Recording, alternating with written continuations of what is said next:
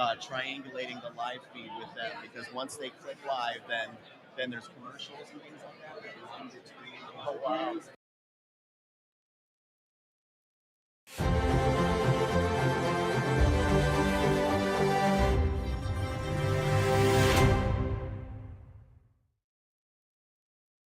Glitches happen with things like that, they know.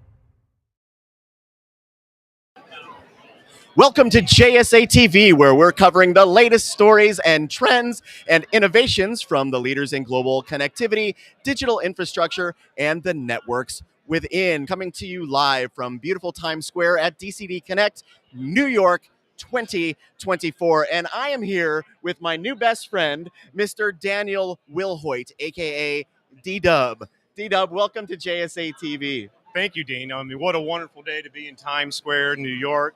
Great place to be, lots of activity, lots to showcase around here and talk about technology. Absolutely. And so D-Dub is the Senior Director of Global Accounts and Business Development at Legrand. Legrand is a leader in digital infrastructure, reimagining data, power, and control. So D-Dub, tell us a little bit about Legrand.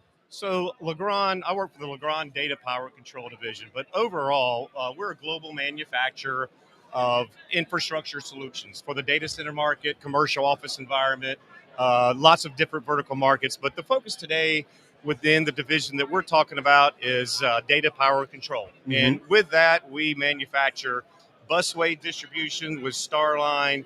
We have in-cabinet PDUs, ServerTech and Raritan. We do manufacture cabinets as well, containment, and along with that, we have fiber optic and copper connectivity, mm-hmm. as well as physical support. And lastly, we have the network transceivers that connect everything together. So very interesting and very diverse portfolio that Legrand has to offer. Yeah, I love this, and I love that you're the first interview of the day, because kind of the unsung heroes, I think, of kind of this next gen boon in technology, AI. We're obviously going to talk a lot about AI today, and machine learning and things like that. It's kind of the connectivity, how it all connects together. And it's not just about keeping servers cool and making sure you've got the space and the power, but also the connections that make it all work. So with that in mind, how do you see the integration of AI impacting the design requirements of the modern data center? Great question, Dean. So as you know, if you look around here, the two main focuses that we talk about with data center integration, especially implementing AI, is power and cooling. Mm-hmm. Very critical factors, because the kW per rack and the heat that the GPUs and the chips that put off, you mm-hmm. got to cool that down. Yeah. The other third element that people don't really quite pay attention to is a very important fiber infrastructure to make sure those zeros and ones pass down the stream and mm-hmm. go through the infrastructure and concisely, with less bit error rate and so forth. So that's the thing I want to, that we focus on from a structured cabling perspective, in addition to power and cooling, is ensuring that the customers have a very good fiber infrastructure in place. Excellent. And so within that context of deploying AI clusters within the data center, how important will optimizing that fiber cabling infrastructure be? So, with that said, I'm not sure if there's been a lot of discussion about very small form factor technology. Not sure if our customers are aware of that, but there's been a lot of buzzword about that. So, as an example, a very small form factor connector, one is called the MDC connector, made by US Connect. DW brought props. I brought props. Amazing. Not, right? It's all good. The other manufacturer that makes a very small form factor is Synco. We use both of those connectors to develop our Acclaim fiber solution. And with our Acclaim fiber solution that coincides with AI implementation, is developing a high performance, low latency fiber solution that's going to last you for years and years. Mm-hmm. So what we've done in developing that solution is we took that very small form factor technology, we created our own 8 fiber Acclaim connector, and then we also developed a conversion adapter panel. So what these do is your fiber backbone, these are plugged in. So this gets rid of a cassette in a traditional fiber-based Right. solution, which reduces the inventory. You don't have to worry about polarity, method A, B, or C polarity, and it simplifies the connectivity, simplifies the installation, and it causes for much faster deployment. So there's got to be a portability aspect to this too, right? I mean, it makes it easier to get in and get out and move things around as needed. Absolutely, it's so non-complex, right? If that's such a word, can I Not use that word? TM. It's not complex. So we've reduced the whole complexity of the installation. We've reduced the number of part numbers. So, and the time to market. I mean, you don't have to worry about what type of method A, B, or C you have from a polarity perspective. You can plug and play, and some of the customers that we have won business, it's for that exact same reason. Quick, ease of installation, quick deployment, up and running fast, and a very good performing fiber optic system. D-Dub, it's been a pleasure, man. Thank you very much Awesome. for joining me today on JSA TV. Thank you And for to having our us. viewers, stay curious, stay connected, and we'll see you soon. Thank you.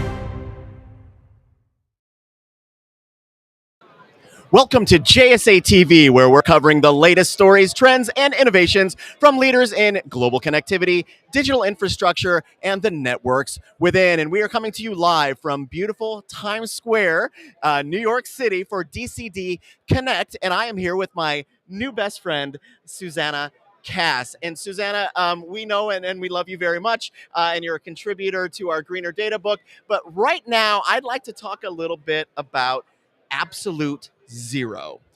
For our viewers that don't already know, why don't you tell us a little bit about absolute zero? Thank you so much, Dean. Mhm. Really glad to be here. Very exciting here. You can actually feel the vibes.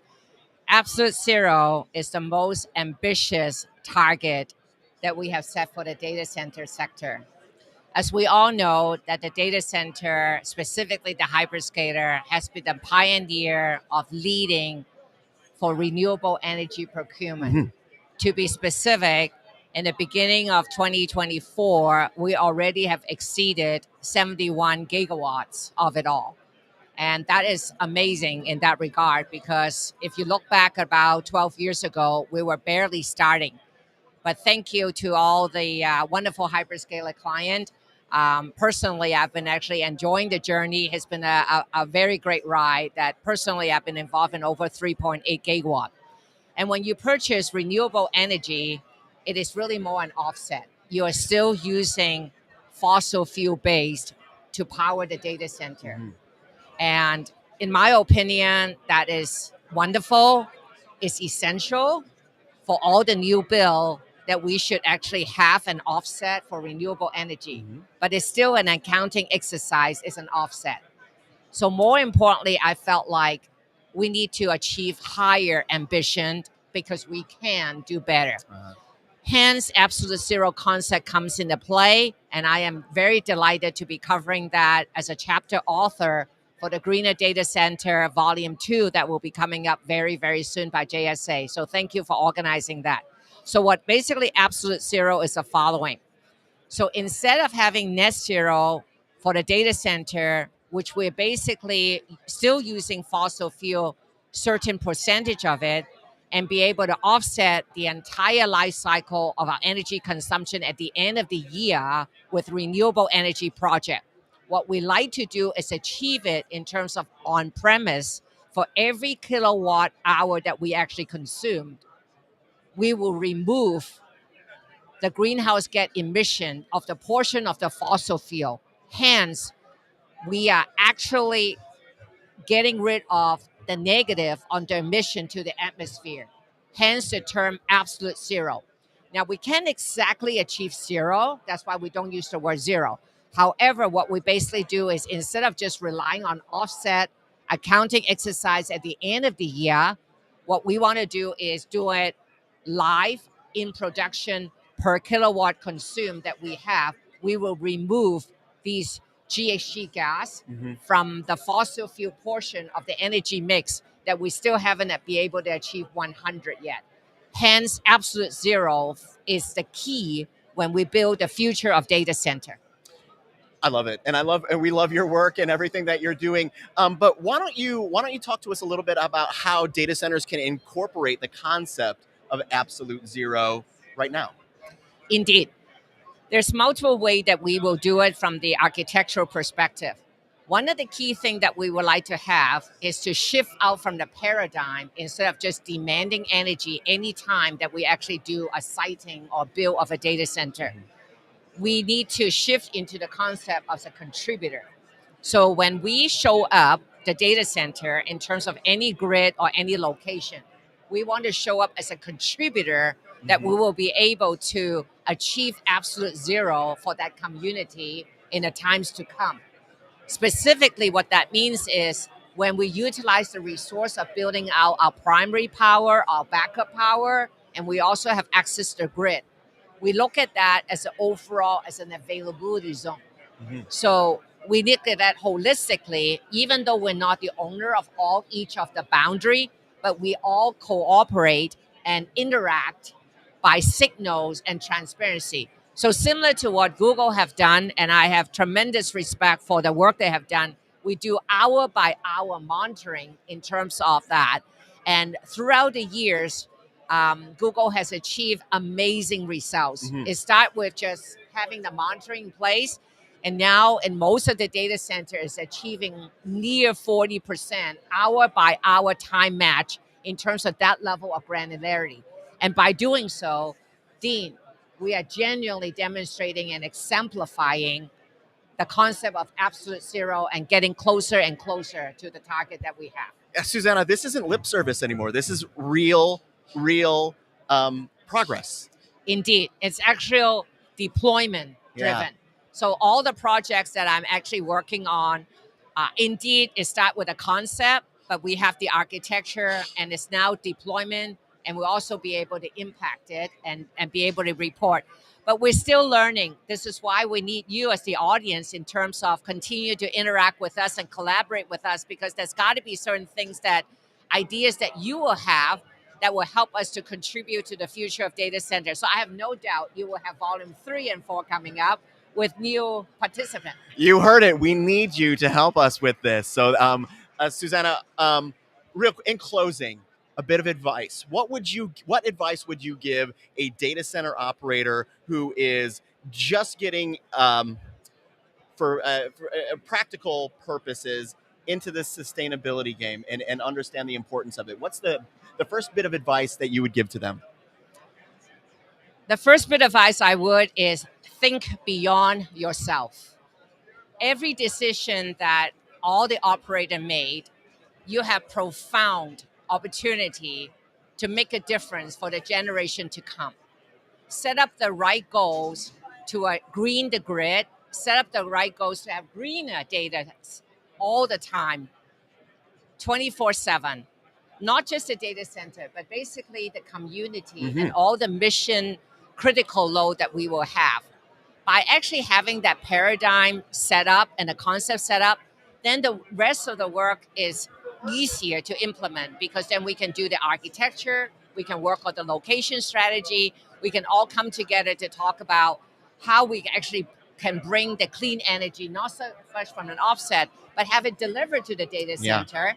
And net zero is the right direction, but be able to master it, do it well, scale it properly, and then look around and say, hey, who else can I help? Who else can I learn? Who else can I collaborate? Which is why we need to have JSA bring us, all of us together, because a lot of times you meet new friends and they have ideas that you didn't even think about, and Yeah. your best idea could be built on your best friend's idea that you just met. Susanna, we adore you and we love the collaboration with you on Greener Data. Thank you so much for being with us today. Thank you for the opportunity. You bet. And thank you, viewers. Stay curious, stay connected, and we'll see you soon.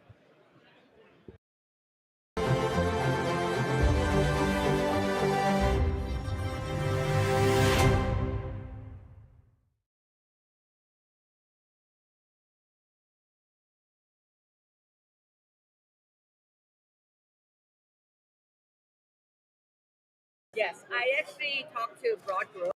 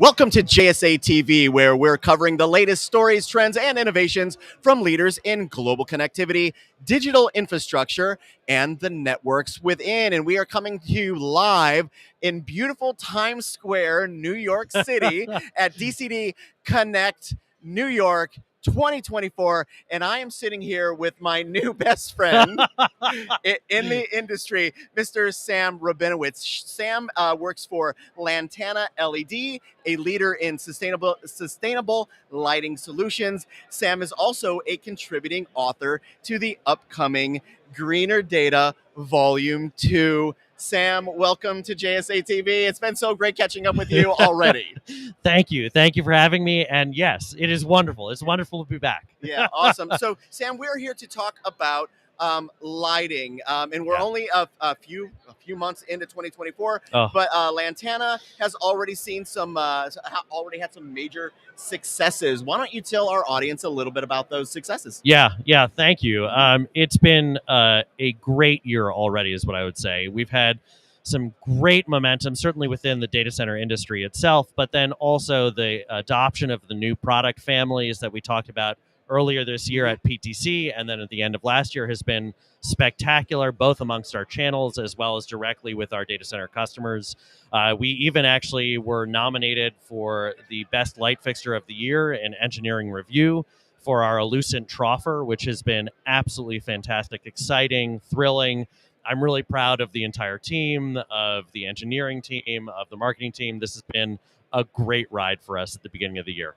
That's amazing, Sam. Thank you for that. Key consideration for data center operators is operational and construction risk mitigation strategy. So let's talk about risk mitigation and how lighting plays into that equation. Yeah. Listen, I say this to our data center owners. I say this to the data center engineers. Lighting is not people's first thought when they think of data centers, right? And nor should it be. There are some big problems that need to be solved. However, lighting is still required for fire life safety code. It's still required for a certificate of occupancy. And therefore, it is not just a byproduct. So what we talk about with our data center owners, what we talk about with the kind of operational considerations that they think through is how do their data centers function? And more importantly, how do their data centers function with these new AI workloads? What's different between the CPU and GPU aisle that we've gotten into over the past 12 to 24 months here? And how does that affect every component, let alone lighting, especially lighting for us, but how does that affect every component? So for us, we think about high heat ratings. We think about the increased heat that these new AI workloads generate on the aisle level, on the rack level. And we think about how do we design products for these owners, for these use cases that simplify operations, that reduce risk. We've had customers of ours come up and say, we had 4 weeks of over 110 degrees Fahrenheit in Arizona, and our light fixtures began to fail. That shouldn't be the case. Right. We should be planning and delivering new products as well as existing products that are specifically designed for these environments, that are specifically designed to reduce the risk to operations and, most importantly, reduce the actual speed of installation and speed of turnover. Now, Sam, I told you I was going to go off script, and here we go. Brilliant. Okay, so I was talking to Legrand earlier. Legrand, are you familiar with Legrand? Very. Okay, so when we talk about data centers and we talk about some of these ancillary things that, as you said, sometimes aren't top of mind when we're talking about data center, connecting and the fiber within and lighting and things like that, they all contribute to the advancement of these next generation technologies. And you mentioned AI. And if I thought that I was going to hear AI and lighting in the same sentence today, I would have said no. I'm not. That's not going to happen. Yet here we are. So why don't you tell our viewers a little bit about how the evolution of the technology is impacting the lighting industry? Yeah, that's a great question. There are a couple of different ways, actually a few different ways, if you don't mind. I'll go into this.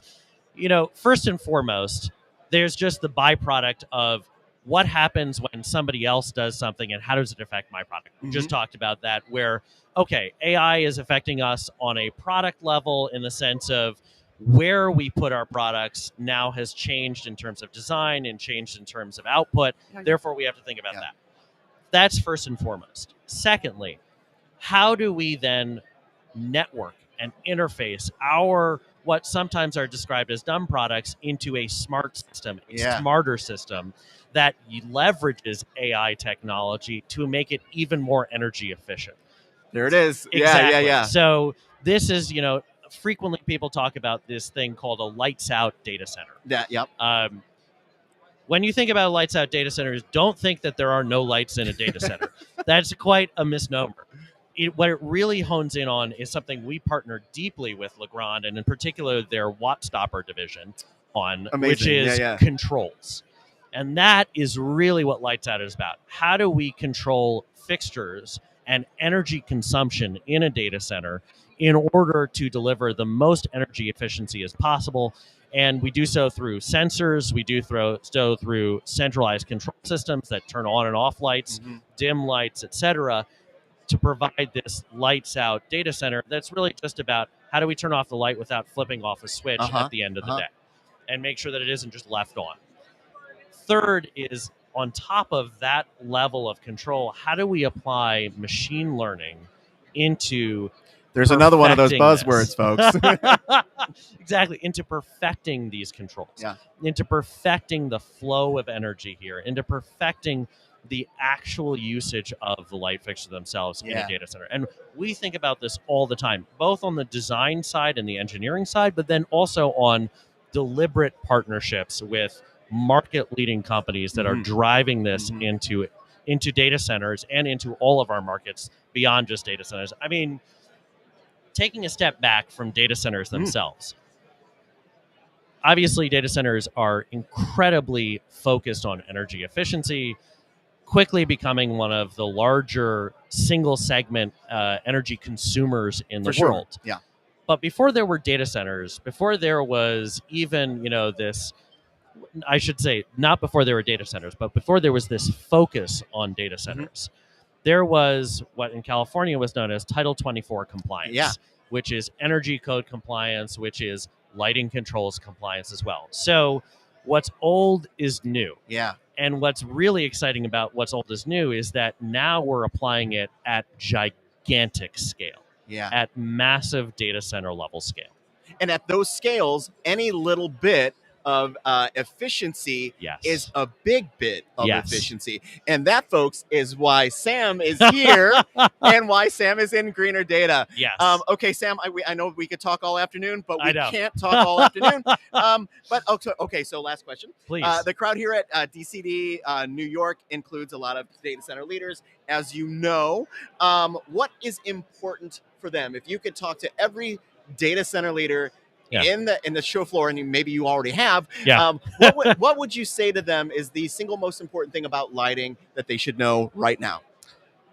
You still need it. And it can work for you. It doesn't have to work against you. It doesn't have to be an afterthought. It doesn't have to be a shrug of, well, whatever we get from the contractor is the best we're going to get. That's wrong. What actually we should be thinking about is thinking just as deliberately, just as strategically as we apply to every other component and part of the data center.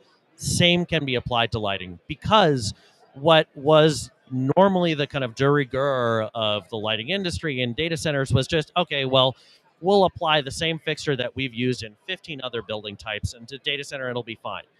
On the contrary, the unique operating conditions found within the data center, in fact, require different lights. You wouldn't use an office light fixture in a hot aisle. That would be inefficient and actually inappropriate to the application. For sure. Yeah. We're going to end there. I mean, that would be beautifully summed up. Sam, thank you very much for being with us today. I appreciate it very much. Absolutely. And thank you, viewers. Stay curious, and we'll see you soon.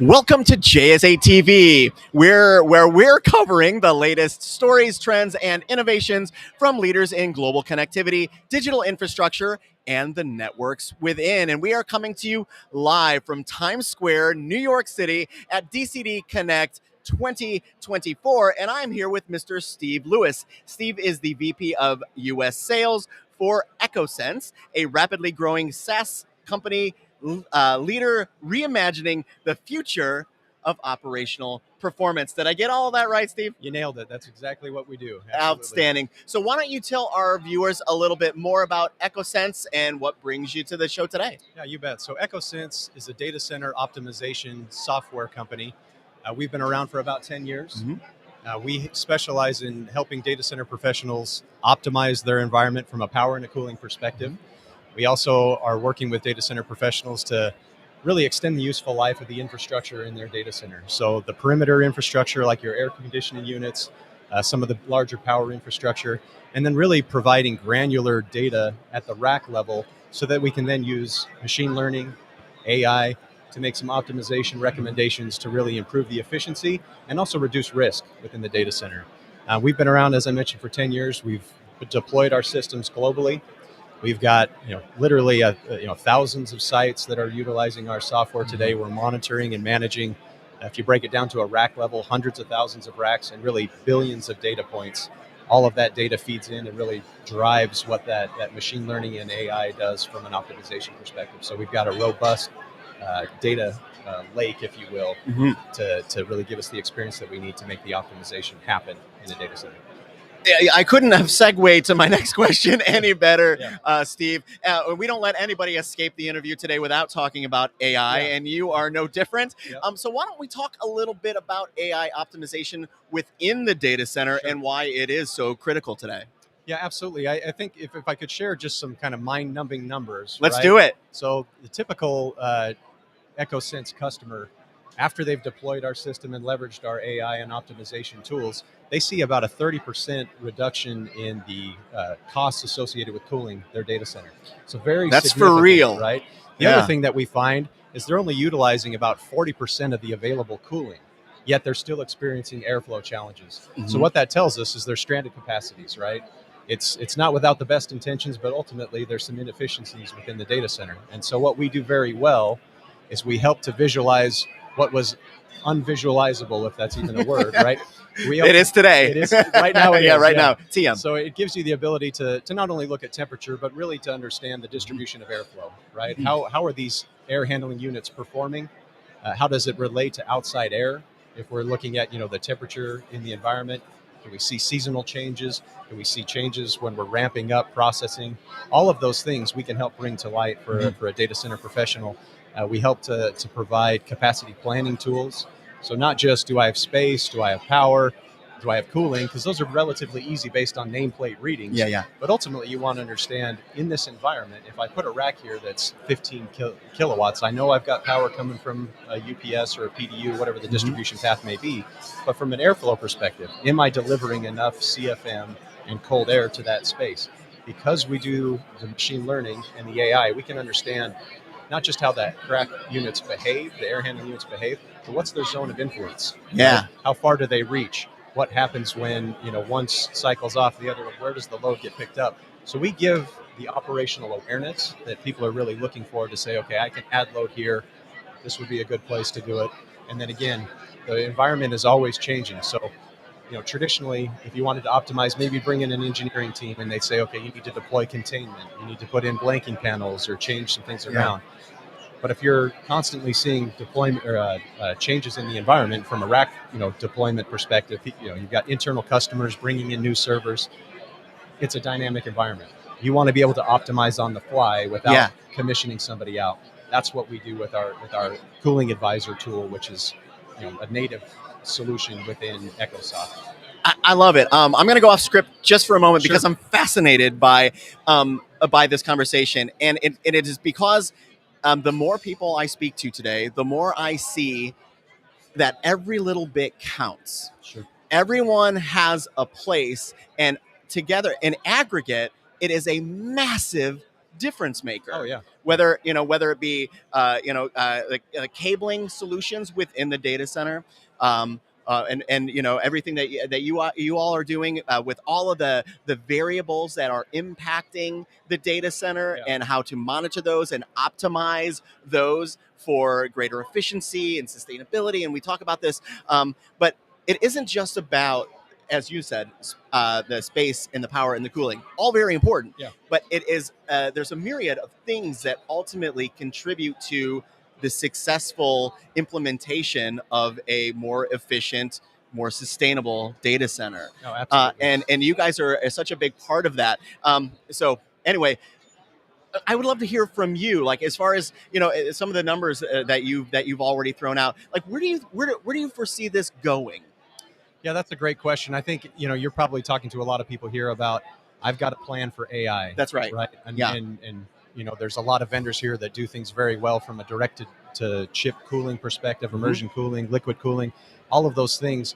But ultimately, the infrastructure that's going to support this new technology, most people don't know if it's ready, right? It's legacy. That's it. Yeah. And so what we're seeing, right, is if we're finding stranded capacities, then we can prolong that decision to build or to make massive That's changes huge. to the infrastructure. So you have to have eyes on everything, right? Yeah. And it's not just monitoring the inherent telemetry of the device, but it's leveraging machine learning, right? How does it behave in this environment with all the interdependencies between power and cooling systems?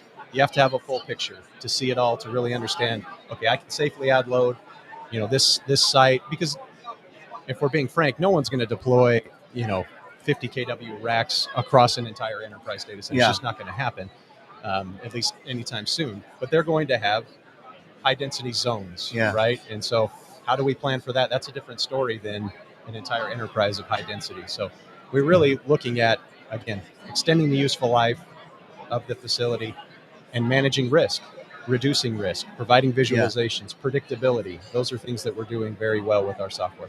Yeah, I mean that's where it feels. That's where it feels like it's going. It's like, what can we do right now to make sure that what we're gonna do in the future is meaningful? Yeah. And I love that story. But anyway, thank you for indulging me. I appreciate that. But let's talk about a new product of yours, EchoSim. You want to talk a little bit about that? Yeah, so EchoSim, I think, the conversation that we're having leads right into what EchoSim does. EchoSim is really... That was intentional. Yeah, that's great. That's good.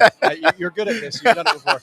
So EchoSim really provides a data center operator a safe environment, right? A sandbox where they can run through all of the what-if scenarios, right? So it helps them to understand what's the optimal way to leverage the infrastructure in the environment. If they've got plans to deploy, another 100 kilowatts of load, you can plug that in and say, okay, where are the bottlenecks, right? I think, at first pass, we don't have enough power, but ultimately it's going to show you the impact from a cooling perspective on the chillers, right? On the air handling units. It'll give you the ability to do failover scenarios. So if I drop my A side, is my redundancy strategy sound? Am I really going to be able to do this? And so it's a full simulation tool that really helps even engineering folks, right? To determine, well, how's the best way to build out a new data center? How's the best way to build out another room within an existing data center? What infrastructures is going to need to be replaced and when, right? So all of those tools reside in this EchoSim product. Fantastic. We in the PR marketing business, we're always talking about establishing best practices. What's working, what isn't working. EchoSim sounds like that's the sandbox to establish those best practices to make sure that it's worked, to make sure that the results are meaningful. Exactly. You've hit it exactly on the head. That's what EchoSim does. I love it. And Steve, thank you so much for being with us. I appreciate it very much. Thank you. And thank you, viewers, for watching JSA TV. Stay curious and keep networking, and we'll see you soon.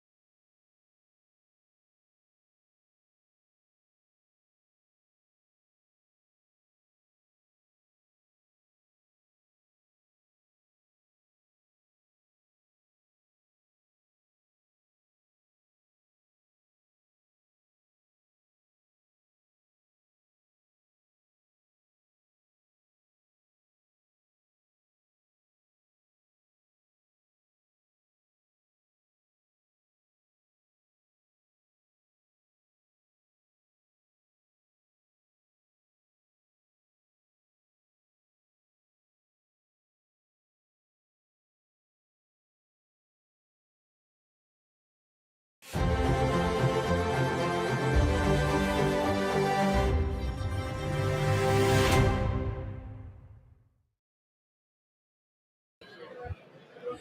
to JSA TV, where we're covering the latest stories, trends, and innovations from leaders in global connectivity, digital infrastructure, and the networks within. And we are coming to you live from beautiful Times Square, New York City. And I am here with the stars of Hamilton. Is that right? No. This Lin-Manuel? I could be Lin-Manuel. I'll bet you could. I'm here with some friends, some old friends, in case that's not obvious. Phil and Nabil from NYI and the Nomad Futurists, which is exactly what we're going to talk about. Phil, tell us about Nomad Futurists. I'm just trying to remember the last time we were on JSA TV together, and I feel like I had slightly more hair. I think I did too, to be honest with you. But Nabil has plenty for both of us. He does. Yeah. So for what we lost, he found. Yeah. Congratulations. Well done, Nabil. So Nabil and I co-founded the Nomad Futurist Foundation. We started a podcast together as well in 2020. And the goal was to kind of introduce our industry to the younger generation, to try to make it so a lot of the fuddy-duddies that have been coming to this conference, like you and I for the last 20 some odd years, can retire one day. So that's our goal, and the experience here. We actually have like over 100 students that we brought with us today in our partnership with DCD, so they can get exposure to our industry. Fantastic. That's what we've been doing. Nabil. Yeah, it's been absolutely a phenomenal experience. So our charter really is to create awareness and opportunities for the next generation and share the knowledge that we've gathered over the last 4 to 5 decades of computing and data center segment to the next generation, and let them be our change agents and our spokesperson to go out and start making those changes that we have struggled with a lot of bureaucracy, politics, and being that best kept secret. It's time that we come out of that shell and share those journeys, the trials, tribulation, and how do we make the space much better. I love it. Younger generations kind of get a bad rap, don't they? And I own a couple. Well, me and their mom. I wouldn't say "on" is the right word. Right. Yeah, if they're watching, Right. sorry. Anyway, I have created a couple. Right. Anywho, and they're brilliant, and they intuitively know things that I don't know. Tell me, are you guys seeing that kind of insight, intuition from the younger generations, and how is that ultimately going to impact this industry? I think no doubt. Like one of the things that we constantly say, and we're speaking to a lot of high schools and K through 12 groups, and they all are pathologically. My kids are 7 and 11 years old, pathologically addicted to technology. It's crazy. Understand how every app works before we know how it works, but have no concept of why it all works. Yeah. So when internet infrastructure goes down, they turn into Neanderthals. They start banging the iPad. Which is not just kids, it's some adults as well. I think no matter where we are in our careers, we are the IT person in our respective households. And a lot of that comes from not having a curriculum that's focused on how the internet works. That's what we're trying to do, is try to create a curriculum that can be integrated into existing STEAM programs to get them to understand the underlying foundational infrastructure that powers our increasingly digital world. Does that sound rehearsed? Wow, that sounds like a boilerplate. I'm absolutely kidding. Nabil, you agree? I assume. totally concur. I think the advantage that the young generation have is that they have been exposed to it at a very young age, so really digital natives. So though they don't know what's happening on the back end or how apps operate or what the core infrastructure is, they have the aptitude and the desire to learn. So exposing them to the sector is going to pay dividends. And giving them a platform that they can leapfrog from, that's going to help them with their future. Yeah, when I talk to my kids, which is seldom, when you're referring to them as owned. Listen, you. Damn it. When I am discussing technology with my kids, and again, they just kind of intuitively know what I'm talking about. Right. They're unafraid of it. Unlike some generations, when we talk about AI, they're like, I'm afraid of this. It's because they don't understand it. Right. They don't understand the long-term benefits of this. And I was explaining my daughter the other day, who is a sophomore in college. I said, AI is ultimately going to be the technology that will help save the old man's life when he's on the operating room table one day because he's had a stress-related heart attack.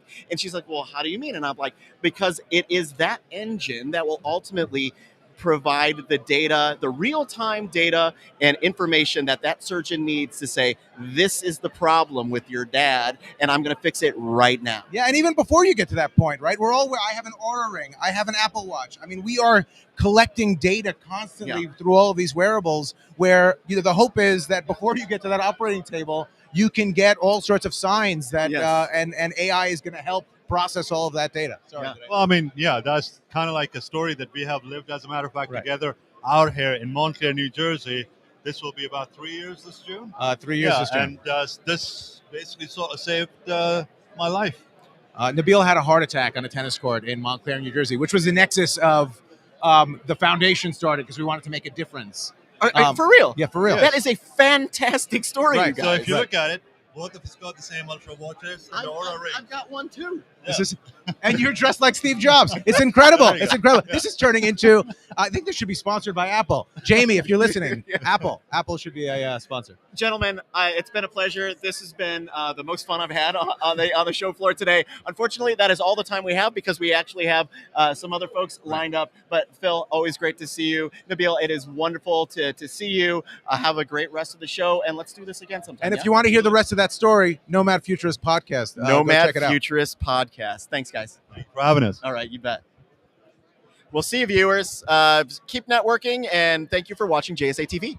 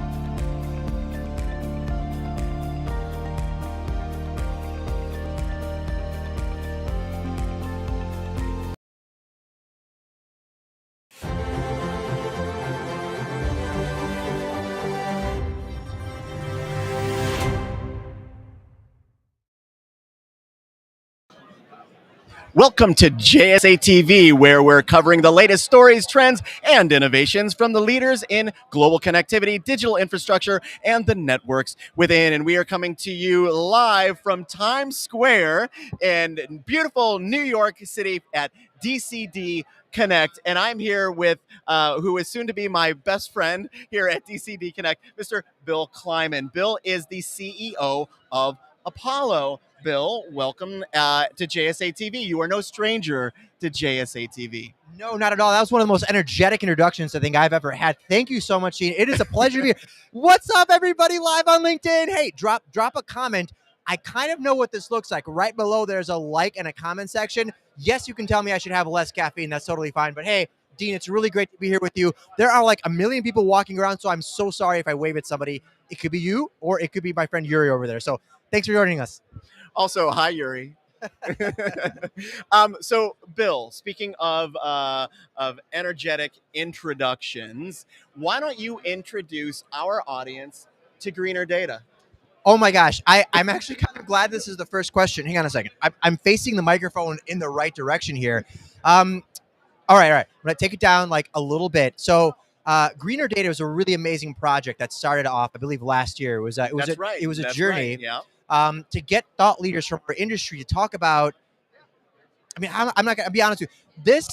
All of the stuff that you see, the way you're even watching this depends on data centers. So what we wanted to do is talk about what does greener data look like? How do we create an architecture that's more sustainable and share ideas and thoughts from brilliant thought leaders on what they're actually doing to establish that kind of infrastructure. And drum roll, it was an Amazon bestseller. So it absolutely was, as will Volume 2. I can almost guarantee that. Exactly. So JSA said, hey, this is pretty good. Let's get some more brilliant thought leaders together and put together a second volume.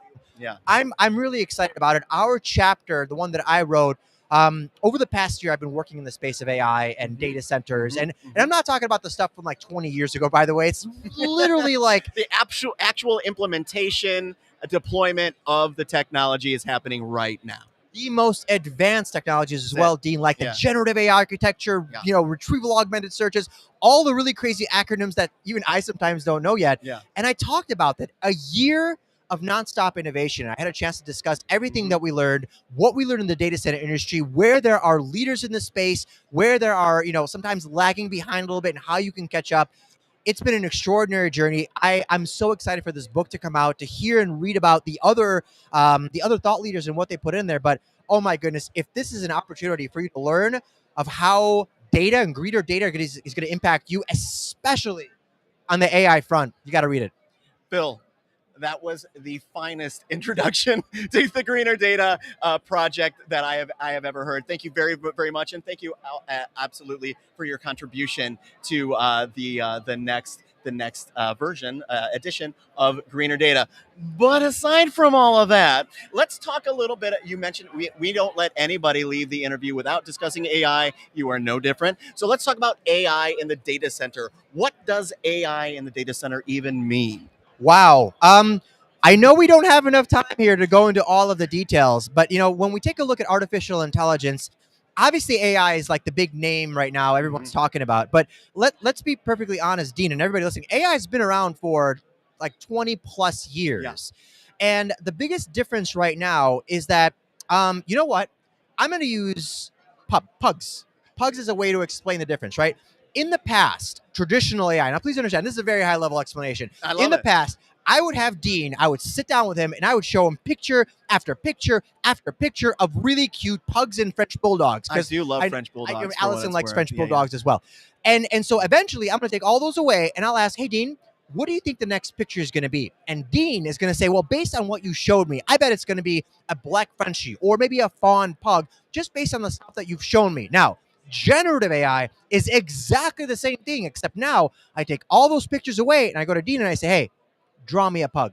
Generate original content. So that is the biggest shift that we've been seeing. Yeah. So old school legacy pattern-based recognition to something that we can generate. Now, before I go on, AI in the data center, why is this important? What we're experiencing is not a technology shift. It's a shift in humanity. Now please follow me on this for a second. Thank you, Bill. Yes. It's an important point to understand. You me, Dean, we've been conditioned to interact with data in a very specific kind of a way.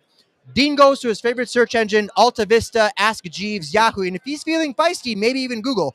And yeah, I can't believe we're Ask Jeeves. If any of you remember that, drop a comment. Yeah. And he'll ask a question, and for 20 plus years, it's been a blue link. Yeah. A question and a blue link. God forbid that Dean ends up on page 2 of Google. That's like Mordor. Nobody belongs there. Yeah.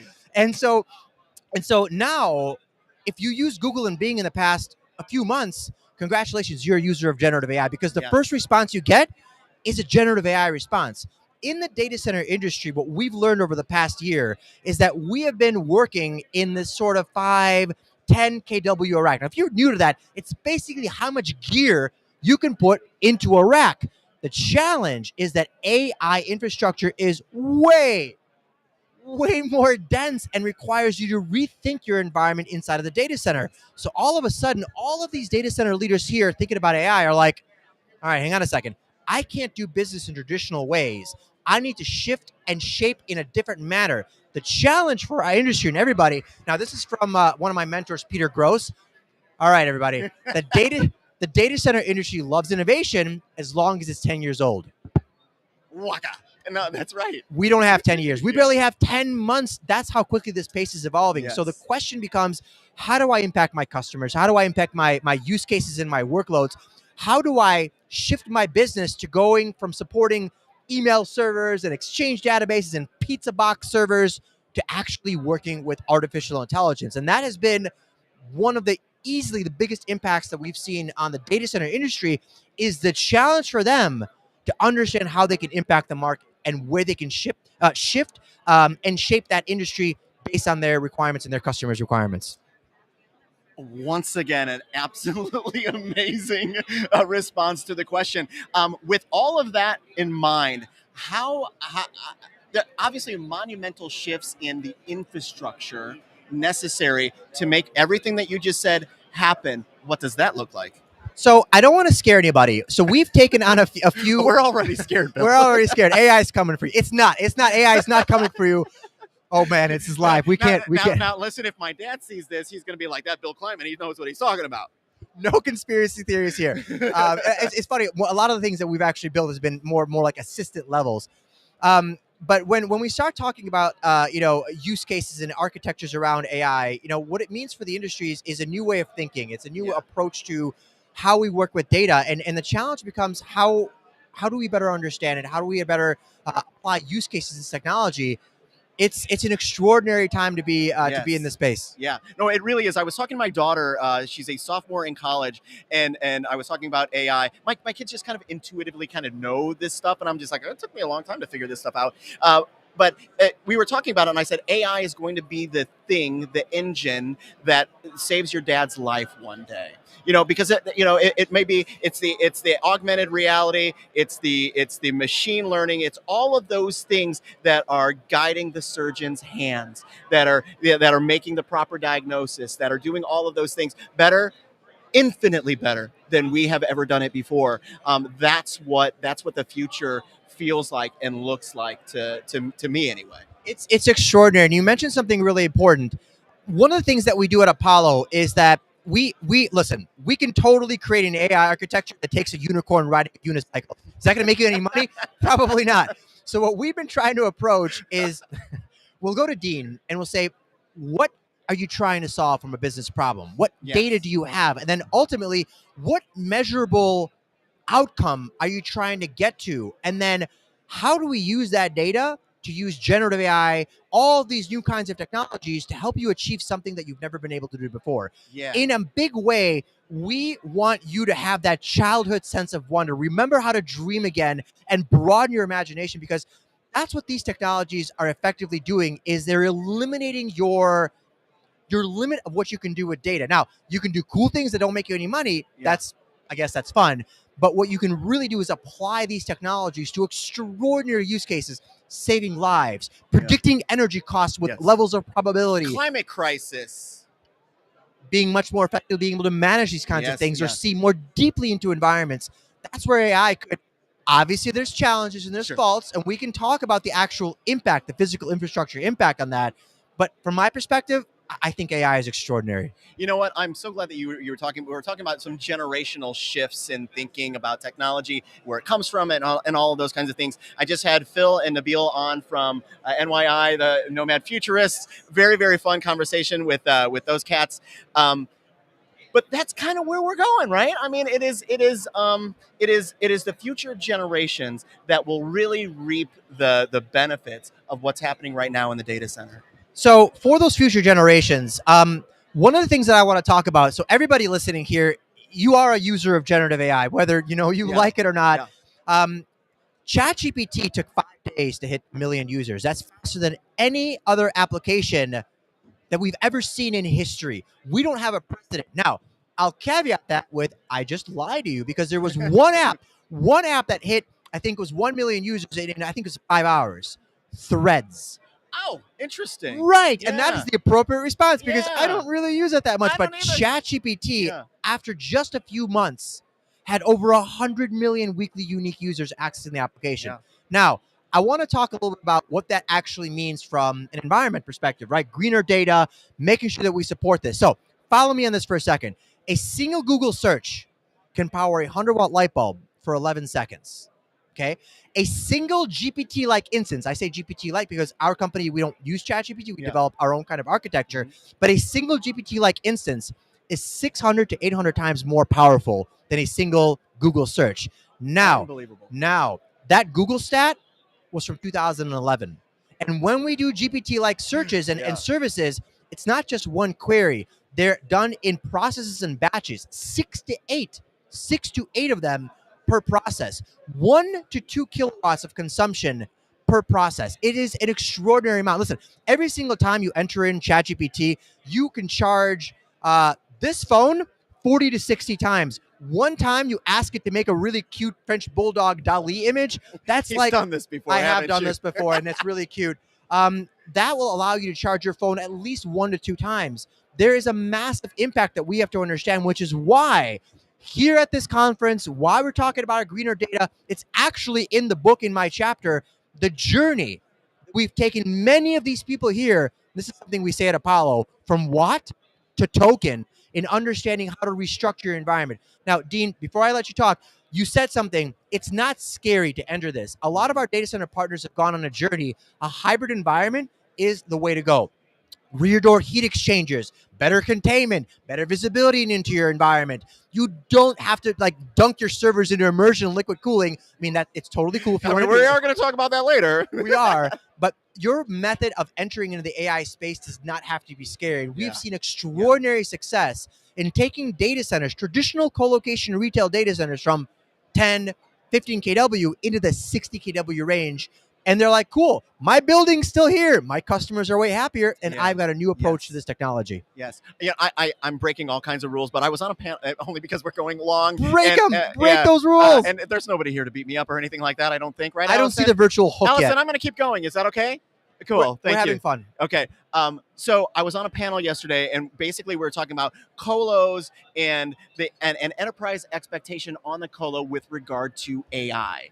And I know it was deep, heavy stuff. But from your seat, do enterprises really know what they're asking of the data center with regard to AI? Wow.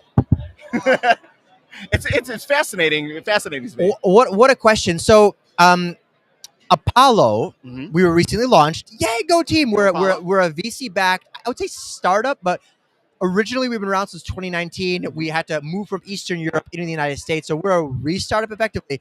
And what we've learned is that we are largely being driven by these enterprise customers. They want data locality, proximity. They want to be able to control their costs. There's organizations like the government, healthcare, FinServe that sometimes can't put some of these AI and trading models into the cloud.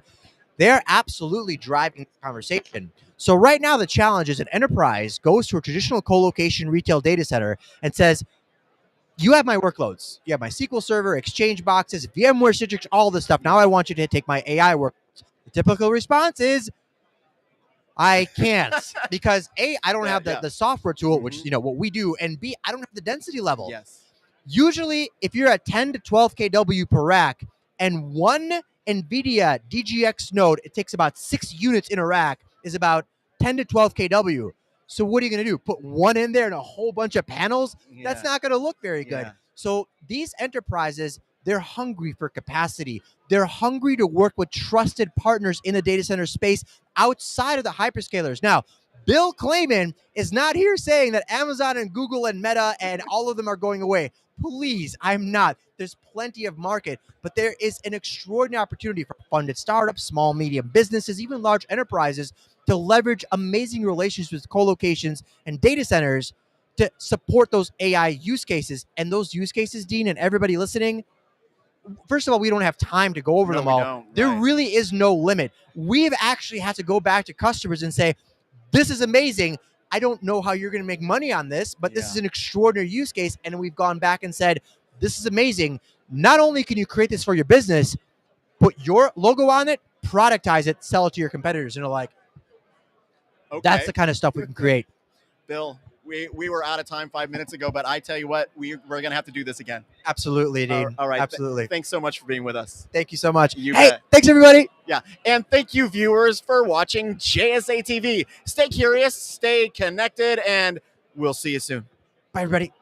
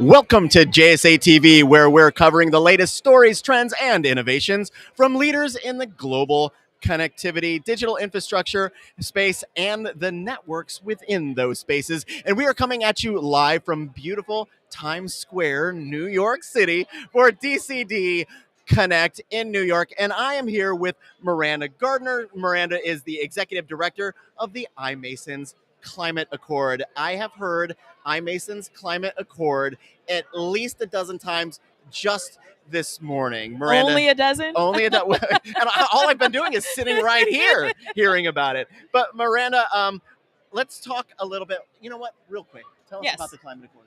Okay. So thank you for having me again. It's been course. great to be back here in New York City at JSA.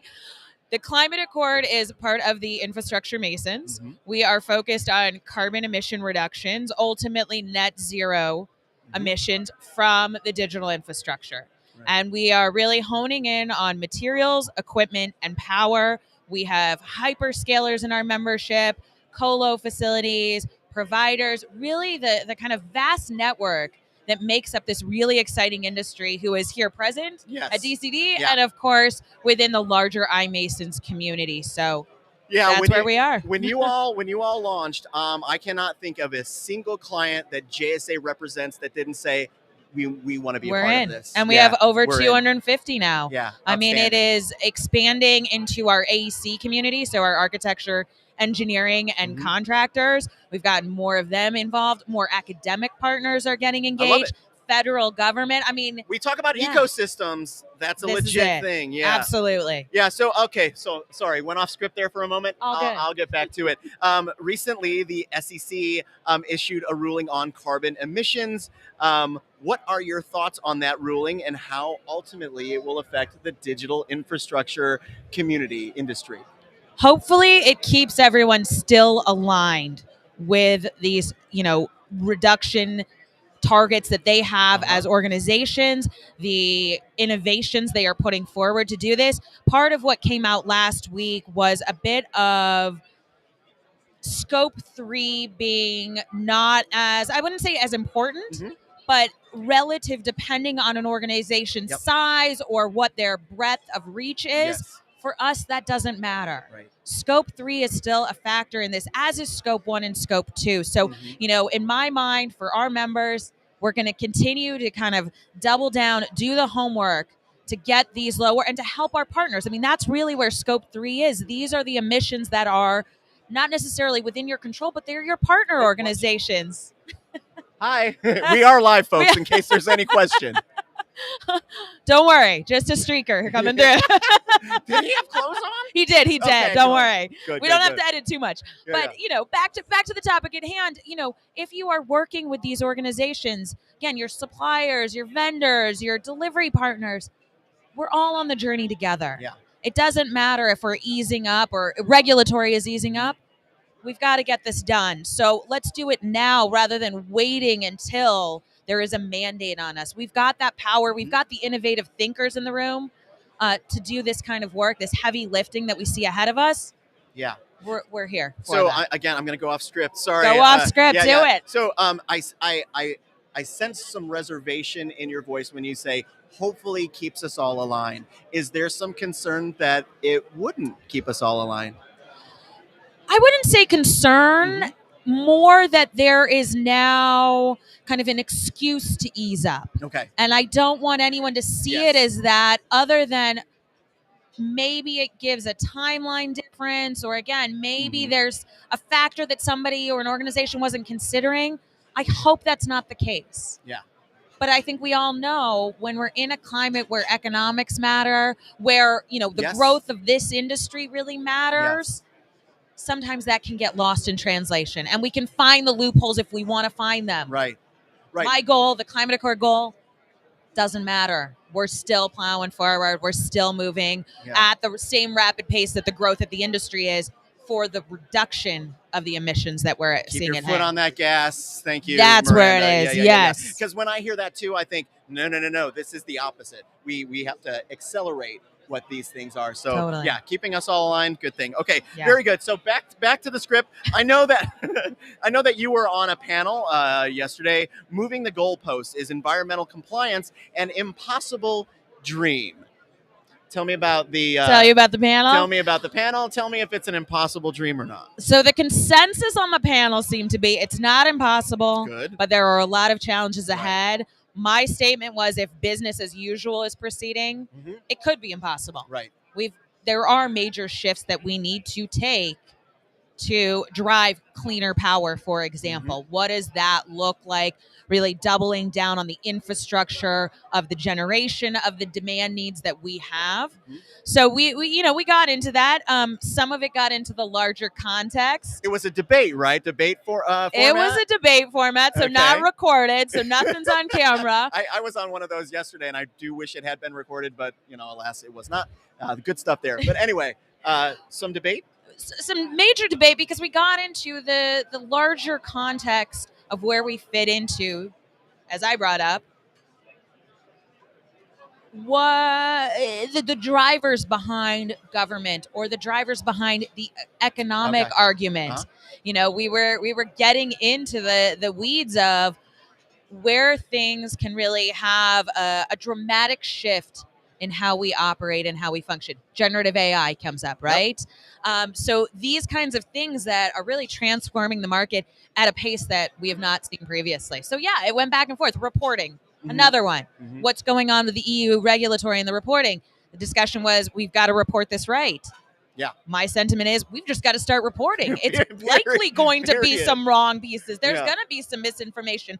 We've got to get through that. Right. Reporting it right sounds like a reason to halt reporting it right away. Right. Yeah. If it's not perfect. Yeah. And we talk about this a lot in the climate accord. Let's not let perfect be the enemy of the good. Yeah.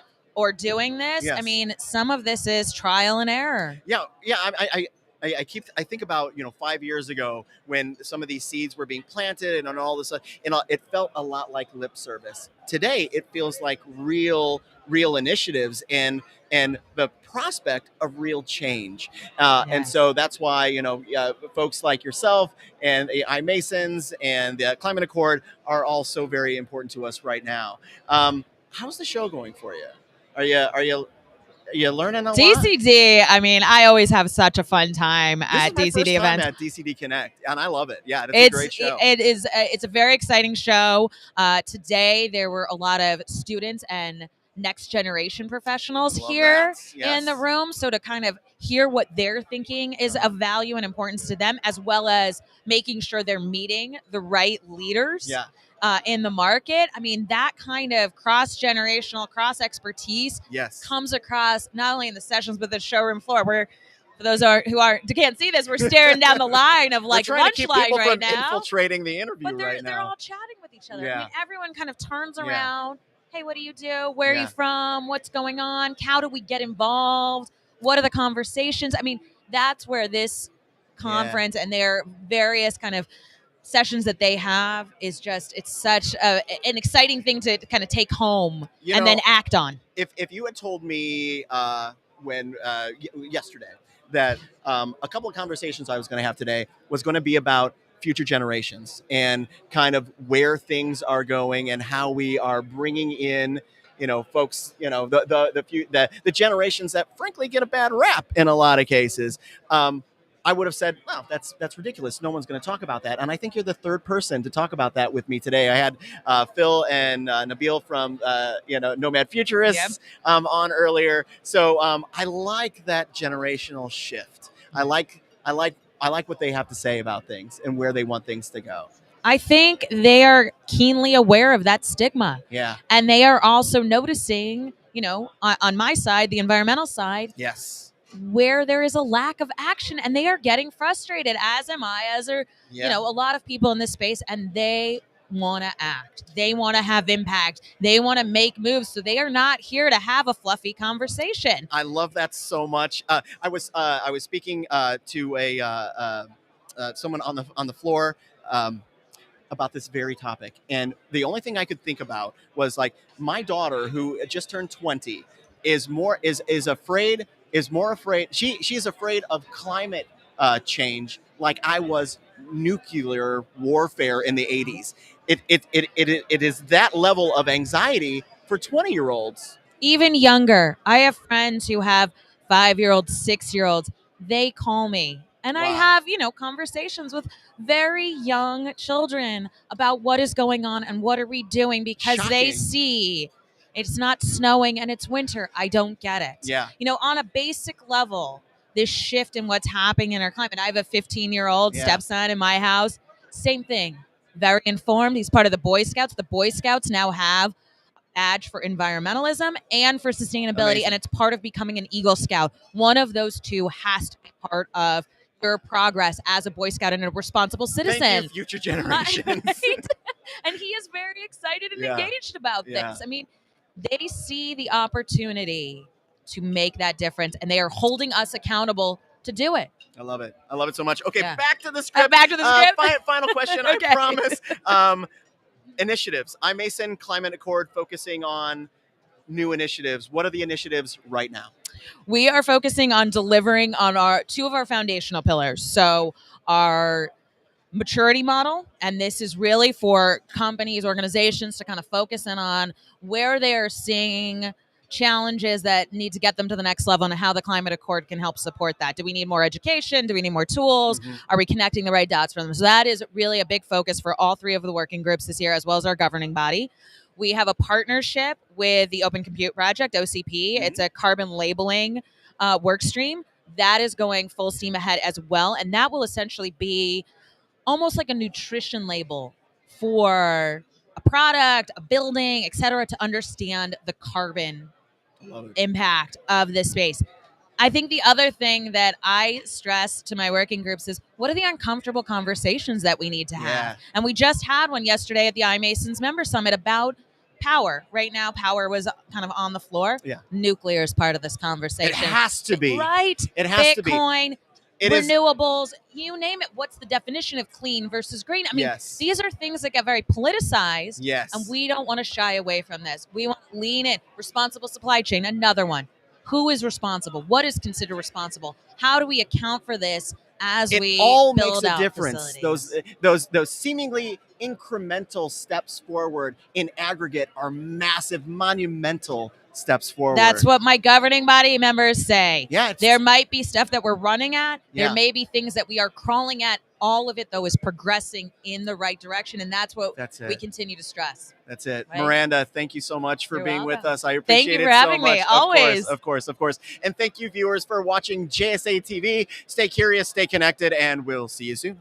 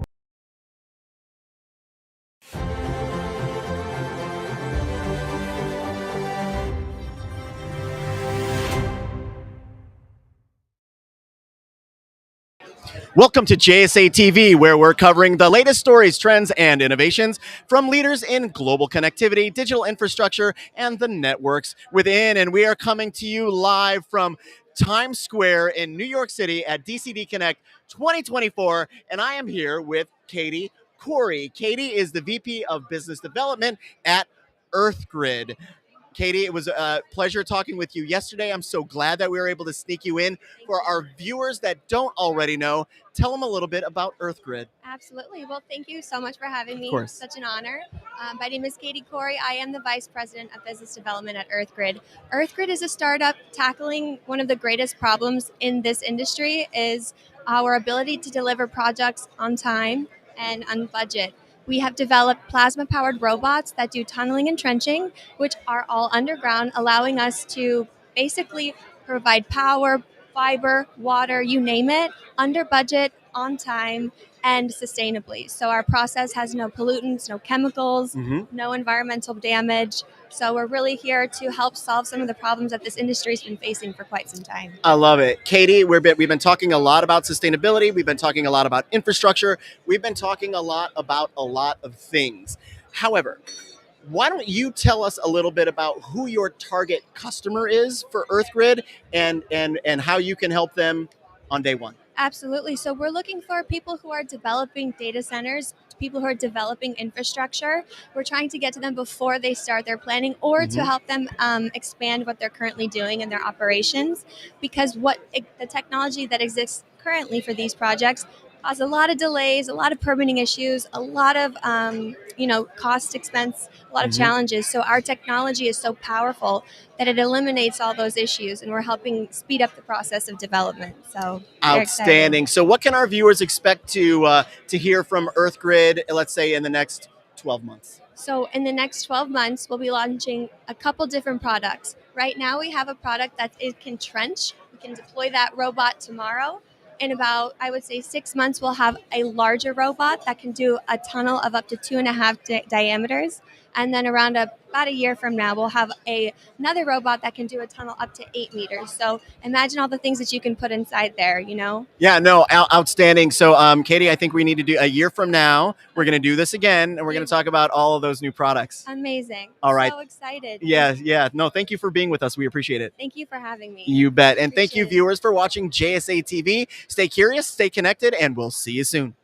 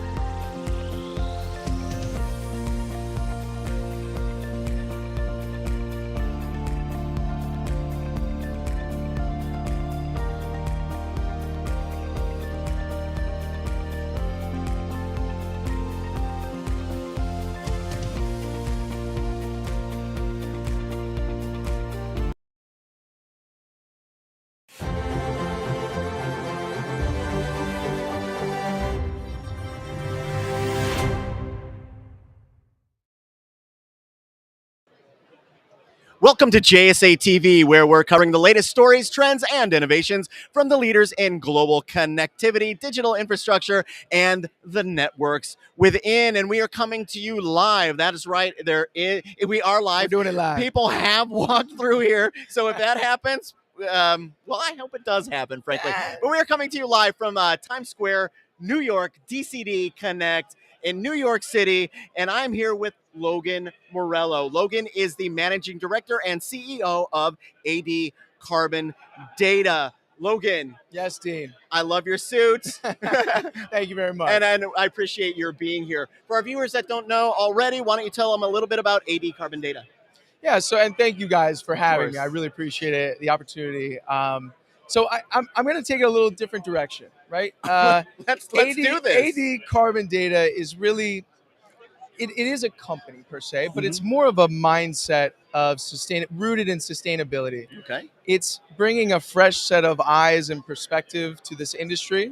I think in the future, we're going to need more of that. We're going to need more of innovative solutions that are going to power the future. We talked a little bit about the young folks and the next generation. Yeah. They're going to want to have a little bit of that impact, that control over what is next. So that is really what we're concerned with. We're very much collaborators in our community, our local and state governments, municipalities, and all the way up to the Senate, right? So we understand politics is a big mover when it comes to energy, data center nowadays. So we are focused on sharing the mission of sustainability and then finding opportunities for innovation and collaboration amongst typically different players than you'd imagine, right? But some of that's just driven by necessity right now. That is true. I love the message. I love the story. None of it happens without folks like you. So thank you very much for that. And you mentioned the word energy. Number one, you're bringing the energy. I love that. But let's talk about energy in the data center and what does the future of energy in the data center look like now, and where do you want to see it go? Yeah, and thank you for setting me up for that. Yeah, you're welcome. So I got asked this on a panel I did yesterday about energy, about power. I think we're all aware of the constraints and the challenges around even attaining power right now. When you think about sustainability, which everyone's kind of focused on as well, even though AI seems to have taken a little bit more of a priority. They still know that is coming. Well, you don't have AI without the power. You don't have AI without the power. So, traditional markets that would have cheap power, even renewable power that have stood up, there's nothing left. So, I think you're going to see, and this is not news, right? It's not breaking news, but I think you're going to see hydrogen become a lot more prevalent. I think there was a fantastic panel earlier this morning talking about markets that I would have never thought 4 or 5 years ago, like Louisiana. Mississippi was mentioned, right? That typically wouldn't have a data center, but because there's power there, because the workloads are changing, the requirements are changing, I think you're going to start to see hydrogen, right? People are doing this right now. Again, it's not new news. But people are doing it, not new news, but it is a relatively back burner topic. But it is. But we're hearing more about it now. Yeah, and the other part of that is the storage, the efficiency, the transmission.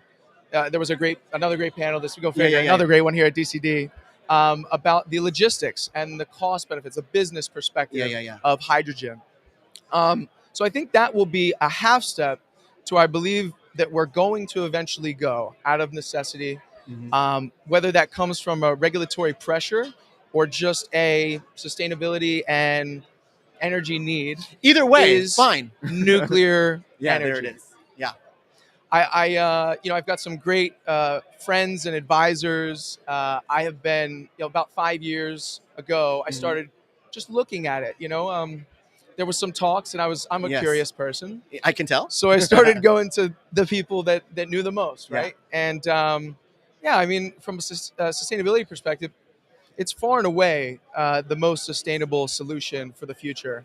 And when you're talking about the workloads that we're going to need, in our iMasons meeting yesterday morning, hundreds of gigawatts, 38 gigawatts in the next 10 years. And then the hyperscalers are saying that they are going to be doubling the capacity that they've built in the last 10 years. Yeah. So double that Yeah. in the next 10 years. Yeah. So that calls for a different kind of energy power generation solution. Yeah, So it's funny. We talk about generations and generational thinking and generational technology, Sure.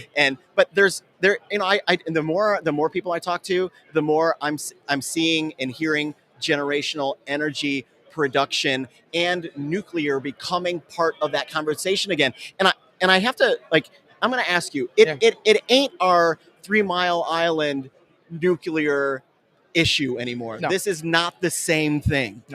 No, there are some exotic designs, right? When you talk about SMRs, MMRs, Yes. We've been talking about this a lot lately. Yeah. But there are some exotic designs, but there's some really good designs out there. We've got a couple companies represented here today. It's very safe. Yeah. It's very sustainable, and it gives you the right amount of power that you need. Right? So the public perception is what you're touching on. That's it. I think the younger generation, younger than me even, sometimes I feel like I get pretty old. I know. But yeah, I think they're not as aware of some of that underlying subconscious. So Yes. Fukushima, right? You could probably bring it up to a young person, but I don't even know what Fukushima is. Yeah. So if you can kind of position, it's a branding exercise, really. Yeah. But the technology is there. There's very safe ways that you can produce nuclear energy right now. And education, especially as it relates to the future generations, is key to kind of ending that stigma. Absolutely. Yeah. So I had the fortune of going to the Forbes 30 Under 30 conference last year. Cheers. I got an invite, right? He's a friend of mine, but I was over the age. But Yeah. I talked with, my mission was to talk to 100 kids, Yeah. right? Essentially Yeah. younger people Yeah. about data centers.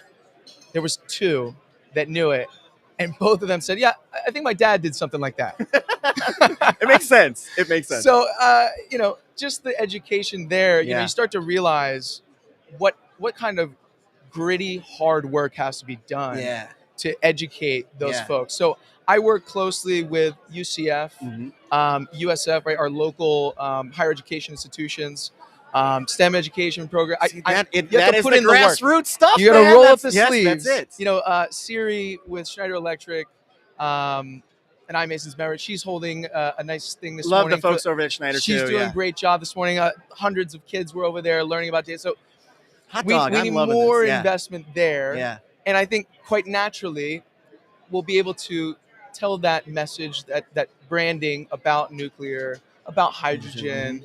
And who knows, maybe there's something that we haven't figured out yet. And it will be them. And it will be them that will come in and say, Yeah. well, all this is wrong. Yeah. Some crazy person. Yeah, right? no, I hope. They're the best. I hope that's exactly the crazy ones. Those are my favorites. Okay, I've got to jump back onto Sure. I just want to make sure. I'm gonna skip a question. Okay. Because we hit some of the other stuff. The death of carbon emitting data, the world's first carbon negative data refuge. Yeah. What is this, Logan? Yeah. Well, I'm glad you asked that, Dean. Well, you're welcome. So the mission when I started this company was to build a net negative carbon data center. Now, again, I was one of those crazy people Crazy that said, good. if this is what we need, I can find a way to do it. Yeah.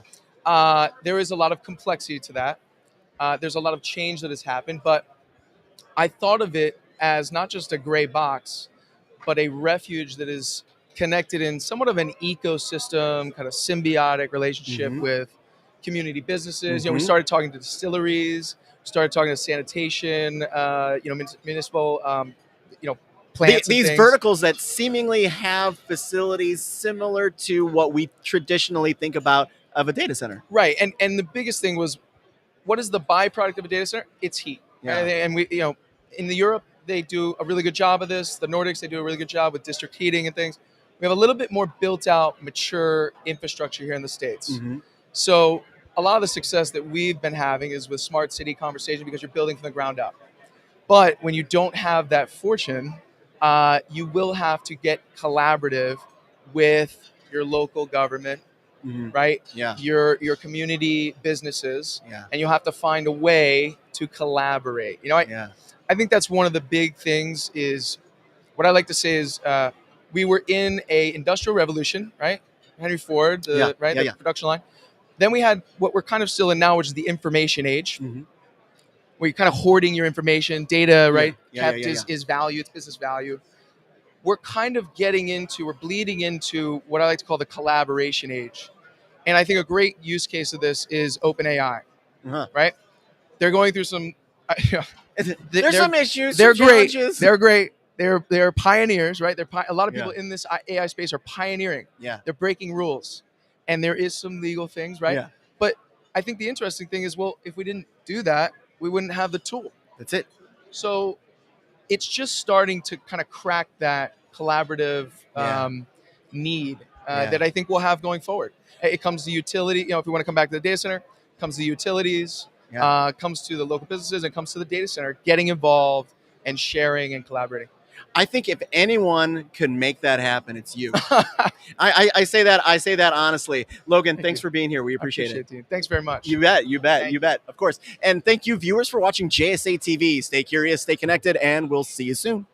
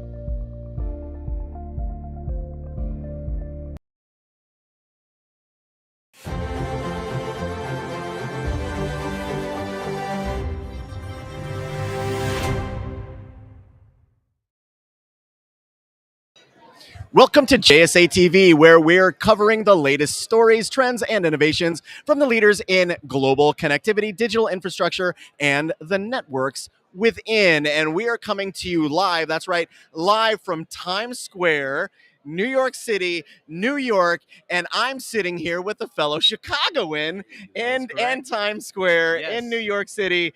My new friend, Mr. Craig Huffman. Craig is the CEO of Metro Edge Development Partners. Craig, it was great talking Bears a little bit with you. It was awesome.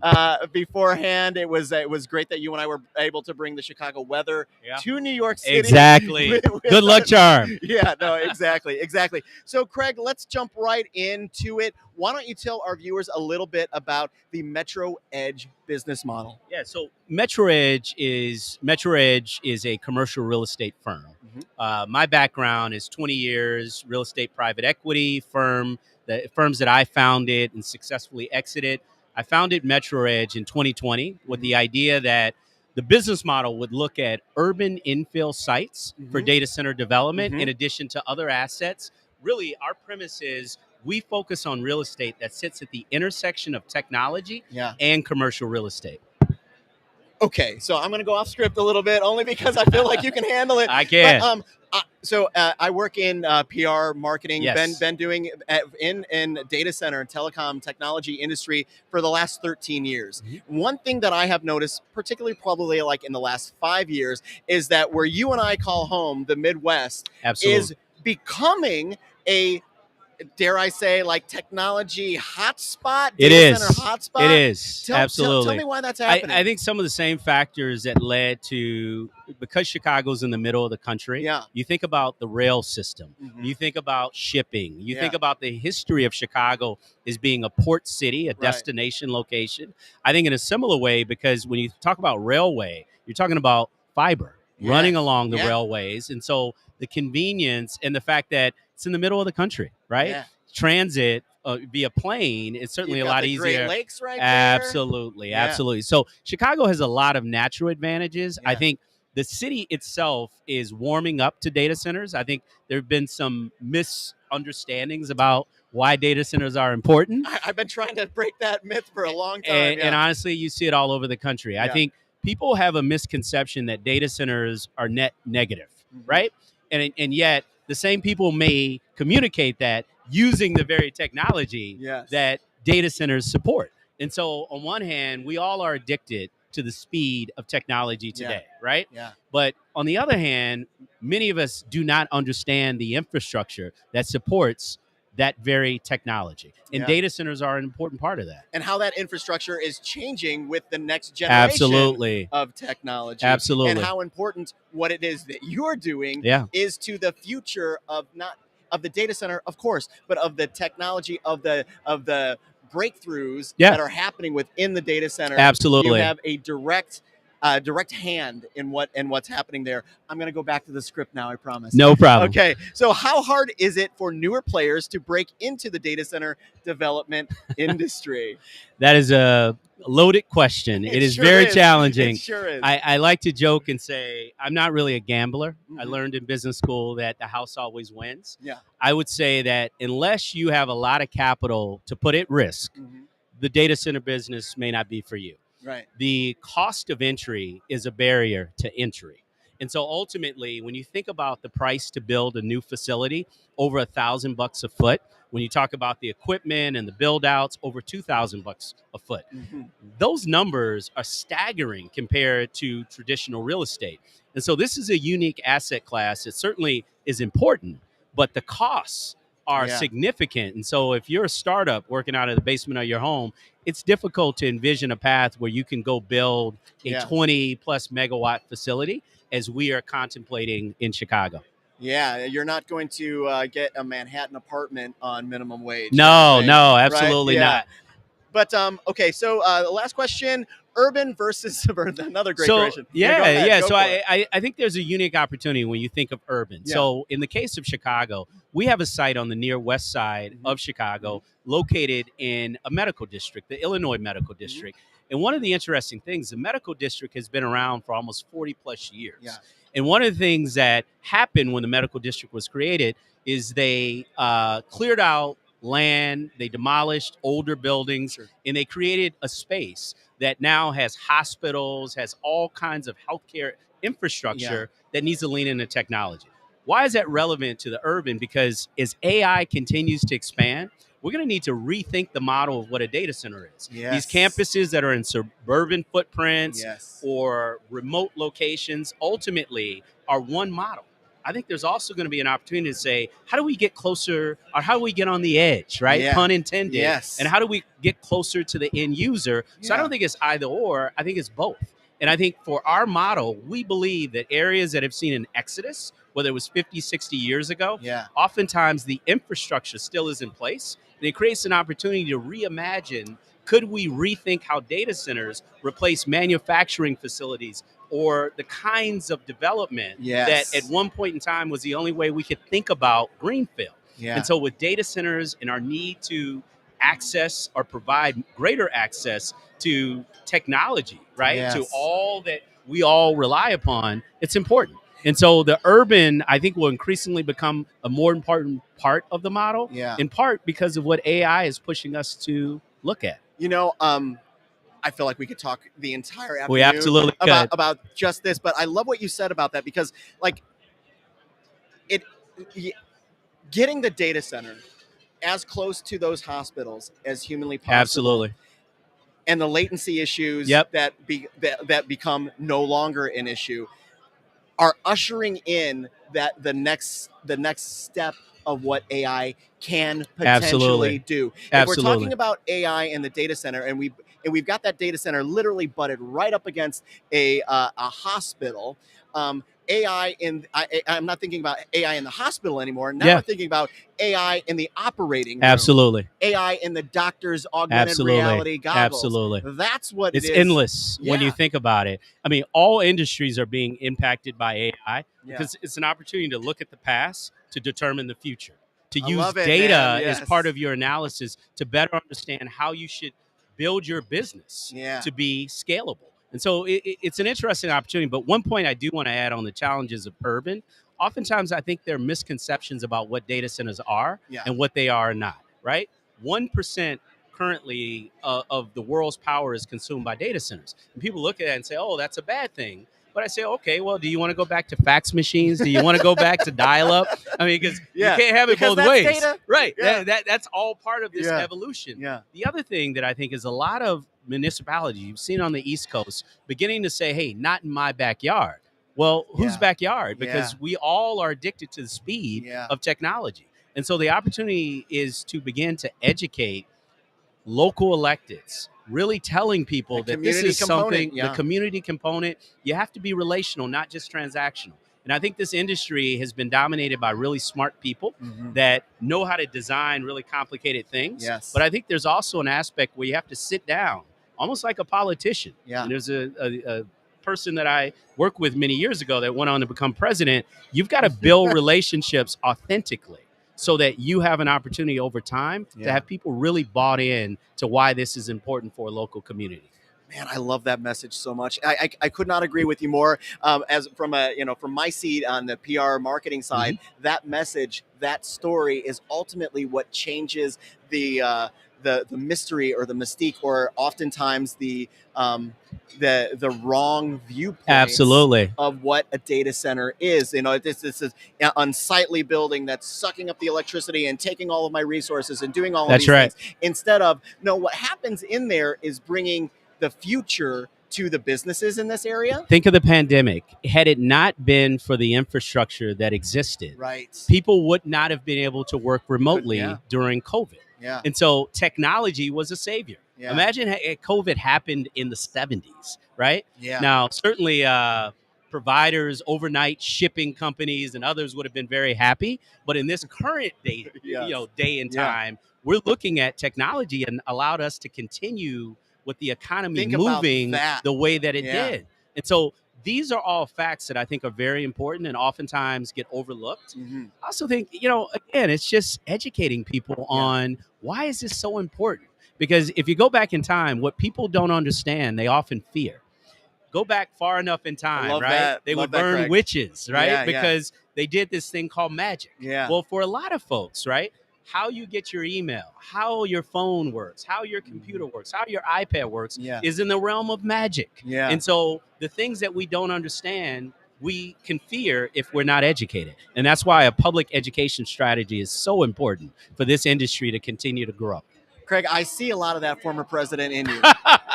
I do. And he's a great man. He molded a lot of my views and was very helpful to me. I love it so much, and I feel that compassion. I feel that energy coming from you. Best of luck to you and all of your efforts. Thank you. In the future, of course. Thank you so much for being here. Thank you very much. I appreciate it. You bet. And thank you, viewers, for watching JSA TV. Stay curious and connected, and we will see you soon.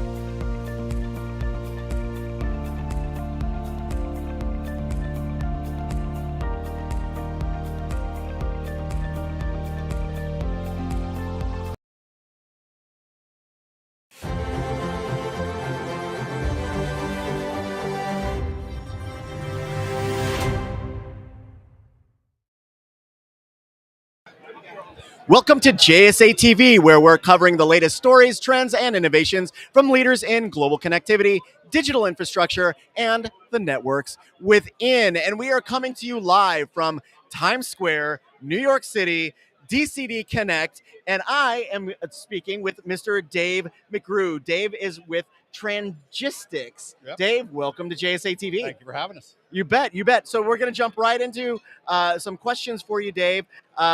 Logistic complexities around, I feel like this is a big topic, logistic complexities around new data center builds. What's the big complexities? Wow. Probably the number one subject on everybody's mind is supply chain issues.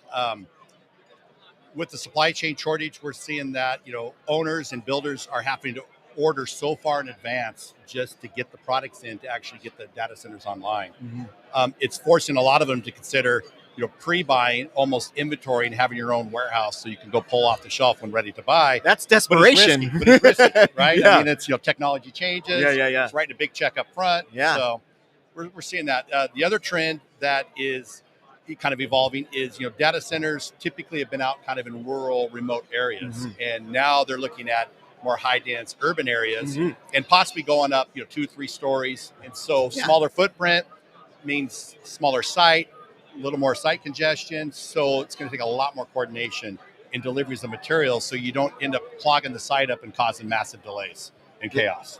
It sounds like chaos, to be honest with you. So how does Trangistics help with these complexities? We're kind of your heavy lifting partner, if you will. So we get involved anywhere from the procurement stage, anywhere along the supply chain to actual installation of the product. So where we can help is, reduce cost in shipping and handling of materials, working with the manufacturers on making sure they're on production schedules, communicating that information back to the GCs and the builders, letting them know that, hey, your product's on schedule, it's on time, it's being picked up on this day, it'll be at the site at this time on this day, so they can have better coordination on offloading, receiving, crane scheduling, things like that. So, no, I mean, it sounds like without that, the other stuff just doesn't happen. Right. Yeah. We hear it all the time. People, kind of go, we have 12 trucks show up. We don't know what's on the trucks. We're not ready for the trucks. How do we get it off? We have nowhere to park the trucks. Yeah. And so the chaos, and it just rolls downhill and kind of snowballs into this effect of construction delays, which, end of the day, construction delays are probably the number one killer to the bottom line. Yeah. For some of these projects. Wow. Okay, so there's a lot that we can unpack right now. But so when we're talking about mission critical infrastructure and the changes being brought about by newer technologies and et cetera, how do the logistics then kind of change and evolve as the technology changes and evolves? Right. I get that question a lot. AI. Everybody's talking about AI. How's talk AI about going to help supply chain? Yeah. From where we come from, we're always, a good logistics provider is always looking for the latest, greatest technology. Yeah. Construction technologies is always growing, always looking to expand into new areas that are going to better help communication, better help scheduling, predictability, things like that. We spend a lot of time analyzing different technologies, different softwares. With a good third-party logistics provider, they're going to advise you on kind of what's the best in class to use, so you don't spin your wheels trying to digest everything that's out there. We're always looking for ways to improve, scheduling of trucks, dispatching of trucks, and more efficient ways to communicate with the actual site on that. Yeah. But at the end of the day, for what we do, it's hands-on. It's humanality. You got it's kind of high touch. There's nothing's going to replace picking up the phone, calling, finding out what's going on, and giving you firsthand information fast and rapidly. So, and it sounds like establishing a relationship with folks like you well in advance of doing anything is the right way to do it. Right. It's kind of this interesting. A lot of builders, they've done it a certain way for decades. Yeah. And so logistics is kind of we're kind of the forgotten piece of it. Until something goes wrong. Right? Yeah. And so we're kind of we're telling GCs and owners, logistics needs a logistics provider needs to look no different than any other trade. It should be no different than your plumbing, your electrical, your pipe fitting. Yeah. You're going to go vet a GC for the project. You should be vetting a third-party logistics provider to help you. That's going to kind of be a true partner for you. It's going to help you. Yeah. At the end of the day, we task them with, know what your costs are. A lot of people, you ask them, hey, what's your logistics cost at the end of this $150 million project? They have no idea. Yeah. They don't know. They don't want to know, or they don't know a way to know. But a lot of costs are buried in the cost of goods. But logistics is the one area where I tell people you could probably easily pick up savings and put more dollars to the bottom line at the end of the project. Yeah. Well, hey, thank you for being here. We really appreciate it, Dave. Appreciate it. It was great having lunch with you yesterday. I appreciate that as well. Enjoyed it. Look forward to hearing more about Trangistics and from you specifically. So thanks again for being here. We appreciate it. Thank you very much. You bet. Have a good And day. thank you, JSA, for watching. Thank you, JSA, for employing me. And thank you, JSA TV viewers, for watching. Stay curious, stay connected, and we'll see you soon. Thank you.